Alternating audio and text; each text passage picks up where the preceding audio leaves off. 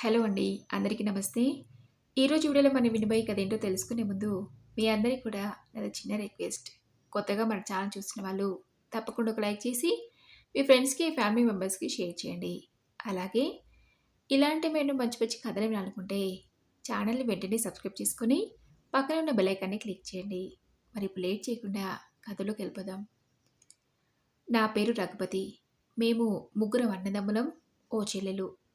మాదో నిరుపేద కుటుంబం. నాన్న వ్యవసాయం చేస్తూ తన స్తోమతకి తగ్గట్టు మా అందరిని చదివించి పెళ్ళిళ్ళు జరిపించాడు. చిన్న చిన్న ఉద్యోగాలు చేసుకుంటూ ఎవరికి వాళ్ళని స్థిరపడ్డాం. మా అందరికీ పిల్లలు పుట్టారు.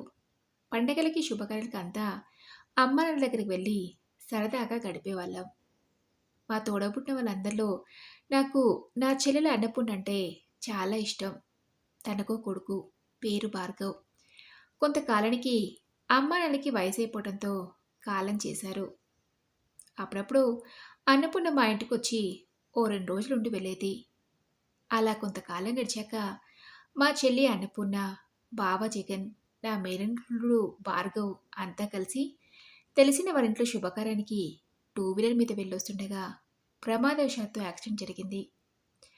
ఆ సమయంలో అక్కడున్న వాళ్ళు 188కి ఫోన్ చేసి హాస్పిటల్‌కి తరలించారు. నాకా విషయం తెలియడంతో వెంటనే హాస్పిటల్‌కి వెళ్ళాను. అన్నపూర్ణని, మా బావ జగన్‌ని ఆ పరిస్థితిలో చూసి తట్టుకోలేకపోయాను. వాళ్ళ కండిషన్ చాలా సీరియస్‌గా ఉందని వాళ్ళని చూస్తేనే తెలిసిపోయింది. ఏం చేయాలో నాకు అర్థం కాలేదు. వాళ్ళకి ట్రీట్మెంట్ చేస్తున్నారు. డాక్టర్‌ని బ్రతిమలాడాను. ప్లీజ్ డాక్టర్, ఎలాగైనా మా చెల్లెల్ని, బావని కాపాడండి అని.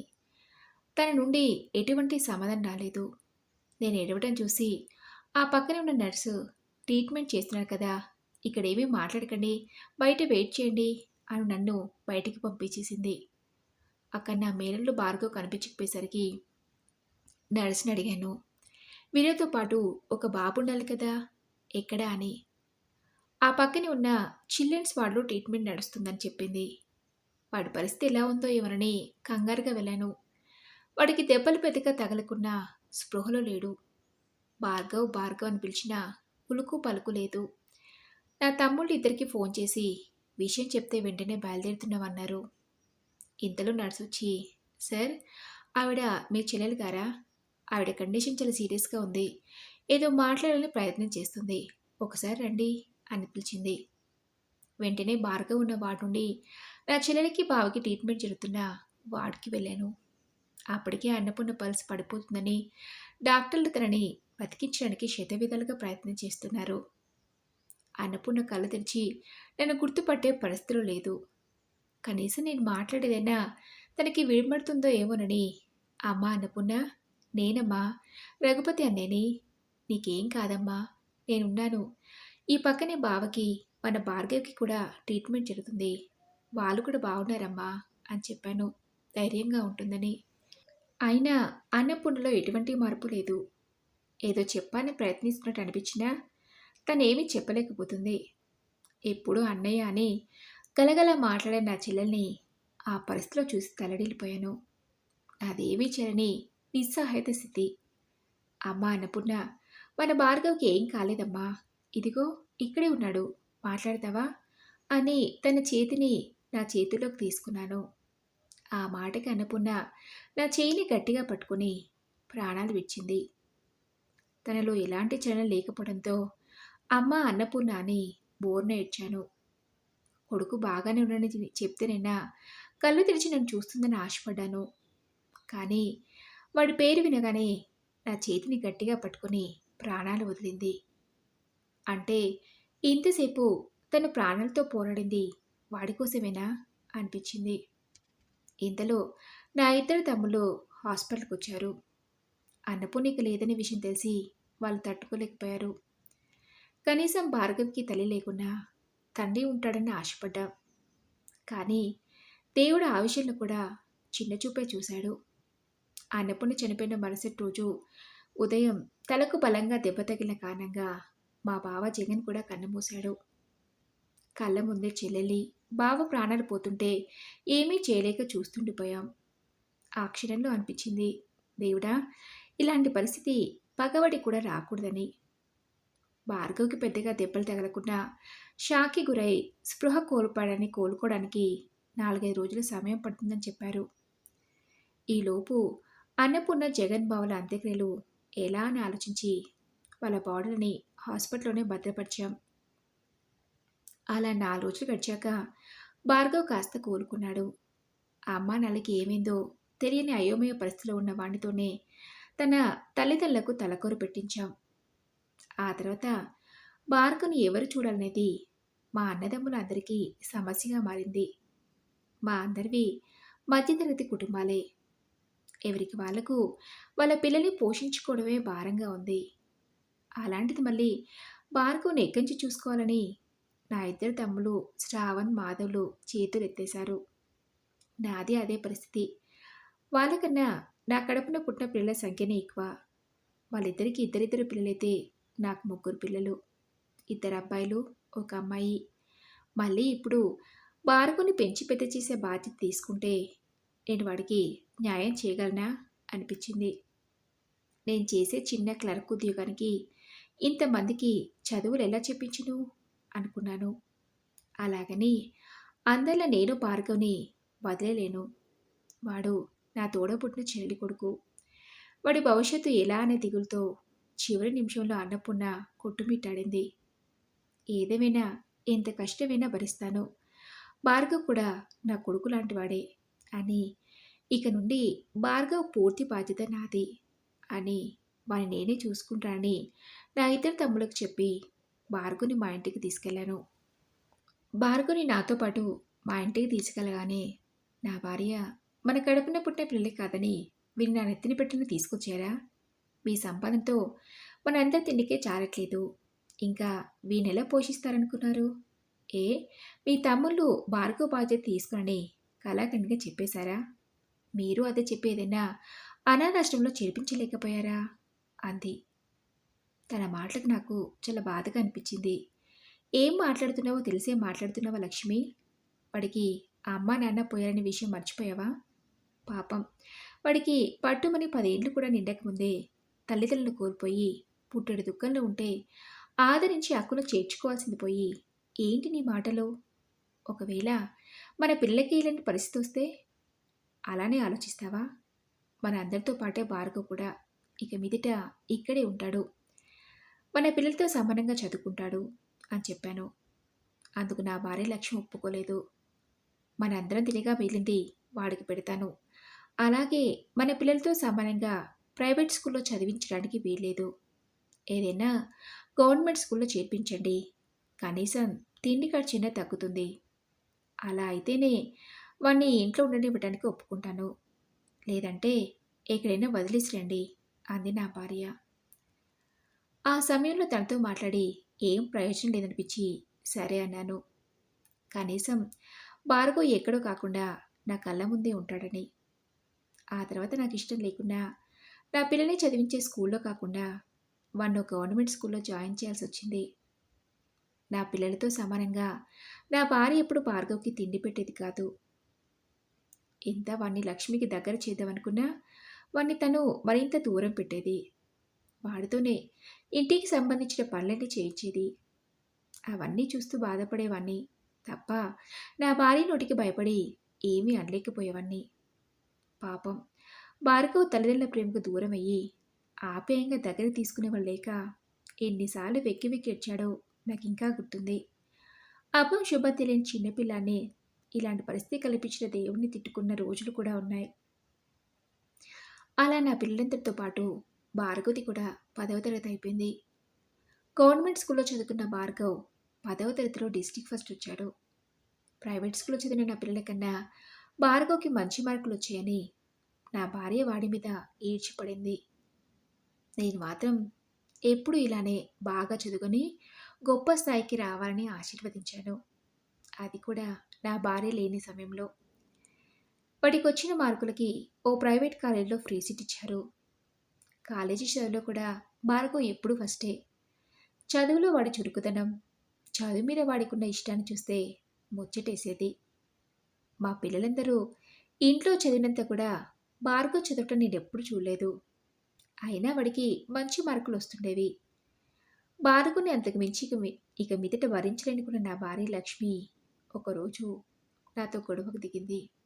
"ఇంకెంతకాలం భరిద్దామనుకుంటున్నారు మీ మేనల్లుడిని? మీకేనా అంత పట్టింపు? మీ తమ్ముడినొచ్చి కొన్ని రోజులు వాళ్ళ ఇంట్లోకి కూడా తీసుకెళ్ళమని చెప్పండి. లేదా వాడినెక్కడైనా జాయిన్ చేసి రండి" అని అంతెత్తున లేచింది. ఆ సమయంలో నా భార్య మాటలు భార్గవ్ వినలేదని సంతోషించి ఊపిరి పీల్చుకున్నా, వాడా మాటలు విన్నాడని భార్గవ్ ఇంట్లో నుండి వెళ్ళిపోయాక తెలిసింది. ఓ రోజు ఉదయాన్నే నేను పడుకునే మంచం పక్కన ఉన్న టేబుల్ మీద ఓ ఉత్తరం కనబడింది. ఏంటా ఇదని నిద్ర లేస్తూనే చూశాను. ఆ ఉత్తరంలో, "మావయ్య, అమ్మా నాన్నలు పోయి అనాథనైన నన్ను చేరదీసి అన్నం పెట్టారు. ఇంతకాలం ప్రేమగా చూసుకున్నారు. నేను ఈరోజు ఇలా ఉండనంటే దానికి కారణం మీరు, అత్తయ్యే. మిమ్మల్ని ఎప్పటికీ మర్చిపోలేను. నా కారణంగా మీరు, అత్తయ్య గొడవ పడటం నాకిష్టం లేదు మావయ్య. అందుకే ఇంట్లో నుంచి వెళ్ళిపోతున్నాను. నా కోసం బాధపడి వెతకొద్దు. నేనెక్కడున్నా నాకు మీ ఆశీర్వాదం ఉంటుంది. అది చాలు మావయ్య" అని రాసుంది. భార్గవ్ రాసిన ఉత్తరం చదివాక నాకు చాలా బాధేసింది. భార్య నోరు మూయించలేని నా నిస్సహాయత స్థితికి నా మీద నాకే కోపం వచ్చింది. భార్గవ్ ఇంట్లో లేకుంటే ఇల్లంతా చిన్నబోయినట్టు అనిపించింది. నా కారణంగా భార్గవ్ ఇంట్లో నుంచి వెళ్ళిపోయాడని నా భార్యలో ఎలాంటి పశ్చాత్తాపం కనిపించలేదు. ఆ తర్వాత నేను వాడి గురించి వెతికే ప్రయత్నం చేయలేదు. ఎక్కడున్నా వాడు క్షేమంగా ఉండాలని ఆ భగవంతుని ప్రార్థించాను. అలా కాలం కింద తిరిగి నా పిల్లల చదువులు పూర్తయ్యాయి. కూతురు పెళ్లి చేశాను. ఆ తర్వాత నా కొడుకులు ఇద్దరు ఉద్యోగాలు స్థిరపడ్డాక వాళ్ళకి పెళ్లి జరిపించాను. నేను రిటైర్డ్ అయ్యి ఇంటి పట్టునే ఉంటున్నాను. మనవలు మనవరాలు వచ్చారు. ఉద్యోగరీత్యా పిల్లలంతా వాళ్ళ వాళ్ళ ఊర్లలో స్థిరపడ్డారు. అలా 5 సంవత్సరాలు గడిచాక ఒకరోజు నా కొడుకులు ఇద్దరు మా దగ్గరికి వచ్చి, "అమ్మా, నాన్న, ఇంకా ఈ పాత ఇంట్లో ఉండి ఏం చేస్తారు? మేమిద్దరం మన ఇంటిని డెవలప్మెంట్‌కి ఇవ్వాలని నిర్ణయించుకున్నాం. మీరిక నుండి ఎక్కడైనా కిరాయికి ఉండండి. కావాలంటే మీ ఖర్చులకి మేమిద్దరం నెల నెల డబ్బులు పంపిస్తామన్నారు." అందుకు నేను నా భార్య ఒప్పుకోలేదు. "మాకు డబ్బు అవసరం ఉంది. ఇది తప్ప మాకు మరో మార్గం లేదని మమ్మల్ని ఒత్తిడి చేశారు. ఏం చేయాలో మాకు అర్థం కాలేదు. మా కొడుకుల నిర్వాకం మేరకు ఆ పక్కనే ఉన్న ఓ చిన్న ఇంట్లో అద్దెకుండాల్సొచ్చింది. మిమ్మల్ని చూసుకునే బాధ్యత మాదని మమ్మల్ని నమ్మించి సంతకాలు పెట్టించుకుని వాళ్ళ అవసరం తీరాక నా ఇద్దరు కొడుకులు వాళ్ళ మొహాలు చాటేశారు. వృద్ధాప్యంలో అండగా ఉంటారనుకున్న కొడుకుల చేతిలో మోసపోయిన బాధలో రోజులు భారంగా గడుపుతున్న మాకు ఓ రోజు అనుకుని సంఘటన ఎదురైంది. ఆ రోజు మధ్యాహ్నం భోజనం చేసి కాసేపు విశ్రాంతి తీసుకుందామనే సమయంలో ఓ పెద్ద కారు వచ్చి మా ఇంటి ముందు ఆగింది.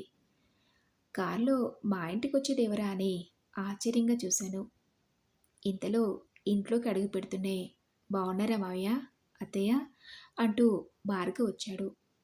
చాలా కాలం తర్వాత చూశాను కదా, మొదట్లో గుర్తుపట్టలేదు కానీ వాడు నన్ను మావయ్య అని ప్రేమగా పిలిచే విధానమే వాడిని గుర్తుపట్టేలా చేసింది. "నువ్వు మా భార్గవి కదా" అన్నాను. "అవును మావయ్య, నేను భార్గవ్‌నే" అన్నాడు వాడు. ఈ మావయ్యకి ఒక మాట కూడా చెప్పకుండా ఇంట్లో నుంచి వెళ్ళిపోవాలని ఆలోచన నీకెలా వచ్చిందిరా భార్గవ్? ఇప్పుడు ఏం చేస్తున్నావు? ఎక్కడుంటున్నావు? అడిగాను. "మావయ్య, నేను ఐఏఎస్ పాస్ అయ్యాను. ఈ మధ్యనే డ్యూటీలో జాయిన్ అయ్యాను. మన ఊర్లోనే పోస్టింగ్ ఇచ్చారు. మిమ్మల్ని కలిసి వెళ్దామని మన ఇంటికొస్తే మీరిక్కడ ఉన్నారని తెలిసింది మావయ్య. ఆ పక్కనున్న వాళ్ళని అడిగితే ఈ అడ్రస్ చెప్పారు. ఏమైంది మావయ్య, ఇల్లు అమ్మేశారా?" అడిగాడు. భార్గవ్‌కి జరిగిందంతా చెప్పాను. అందుకు వాడు, నా దగ్గర ఉండటం మీరు ఇబ్బంది అనుకోనంటే మిమ్మల్ని ఇక మీదట నేనే చూసుకుంటాను మావయ్య. మీకే కష్టం రానివ్వను.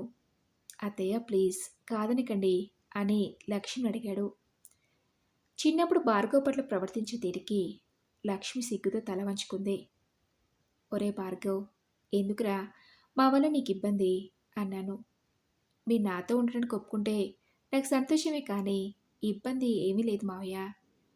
అమ్మా నాన్న పోయి అనాథని నన్ను చేరదీసి చదువు చెప్పించారు.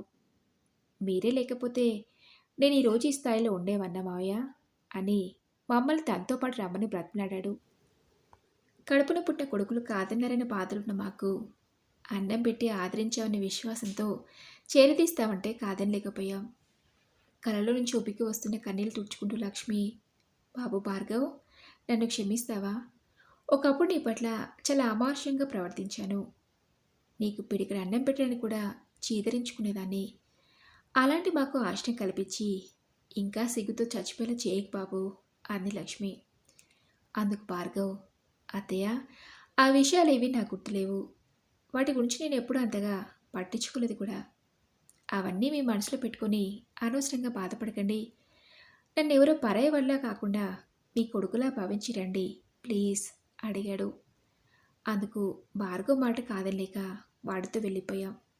ఆ తర్వాత వాడికి మంచి సంబంధం చూసి పెళ్లి జరిపించాం. ఇప్పుడు వాడికో బాబు. ఇప్పుడు వాడే మా ప్రపంచం.